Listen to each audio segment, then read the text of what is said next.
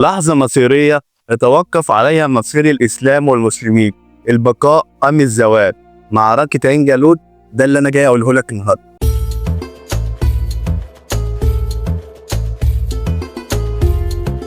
قبل ما نتكلم عن معركة عين جالوت خلينا نتكلم على أطراف المعركة. المغول في مواجهة المماليك. المماليك كانوا طبقة من المحاربين العبيد اللي كانوا بيجيبوهم من الخلفاء العباسيين والأيوبيين من آسيا الوسطى، اللي هي حاليا تركمانستان وأوزبكستان وكازاخستان، ويضموهم للجيش كجنود. تسأل نفسك اشمعنى الناس دول بالذات؟ أقول لك أولا بسبب قوتهم وشراستهم وبراعتهم في القتال، اللي جت بسبب الهجمات المتكررة من قبائل المنطقة دي على بعضها. كانوا بيكبروا في ظروف صعبة يخليهم يستحملوا الظروف العسكرية. كمان المماليك كانوا بيتباعوا في سن صغير أحيانا تحت ال 15 سنة في أماكن زي خوارزم والقوقاز، وده بيخليش عندهم ارتباط عاطفي وقبائلي للمكان اللي بيعيشوا فيه، وبيبقى ولائهم بالكامل للخليفة.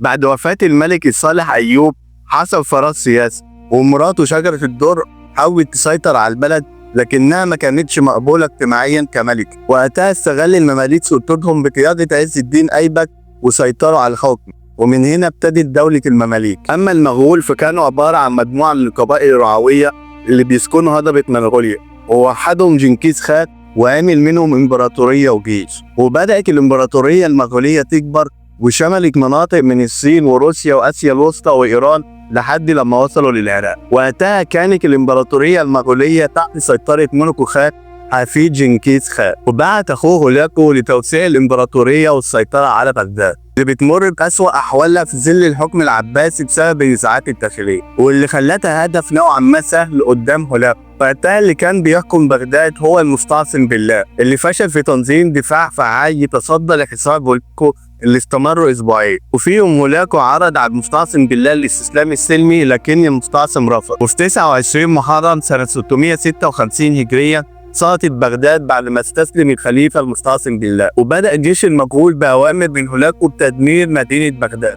ومدينة بغداد كانت عاصمة دينية وثقافية وعلمية. تم تدمير مكتبة بيت الحكمة، وتم رمي آلاف من الكتب في نهر دجلة، واتقتل عدد كبير من سكان بغداد اللي قدروهم بمئات الآلاف، واللي كان ما بينهم مدنيين وعلماء وتجار. وبعدها تم القبض على المستعصم بالله ولفوه في سجادة وبدأوا يدوسوا عليه بالخيول، وده ما كانش استهزاء بيه، كان معتقدات منغولية بتقول إن سيلات دم الخليفة هيجلب اللعنة وتدمير المملكة. بعدها كمل جيش الدولة المغولية بقيادة هولاكو التوسع في المنطقة والسيطرة على حلب ودمشق. بعدها انتشر الرعب في المدن المجاورة بسبب وحشية المغول، ووقتها بعت هولاكو رسالة للمماليك في مصر بيأمرهم فيها بالاستسلام ودفع الجزية وإلا سيغزو مصر. ووقتها كانت الدولة المملوكية اللي بتضم مصر وأجزاء الانكشاف تحت حكم سيف الدين قطز، اللي أدرك خطورة المغول وضرورة مواجهتهم والتصدي لتوسعات، فأعرب عن كده بقتل رسل المغول. وبدأ قطز يوحد صفوف مصر والشام بخطابات دينية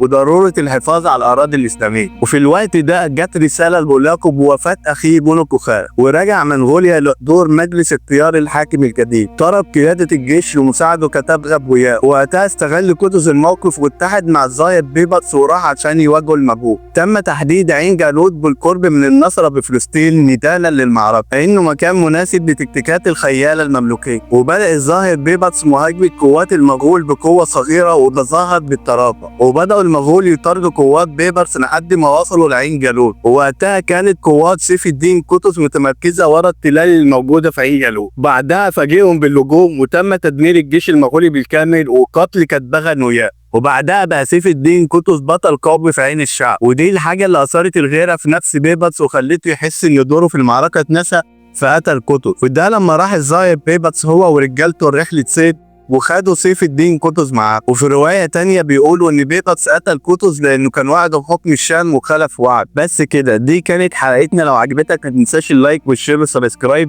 وتفعيل زر الجرس عشان يوصلك كل جديد. يلا رشيد اقول لهم نهاركم سعيد. السلام عليكم.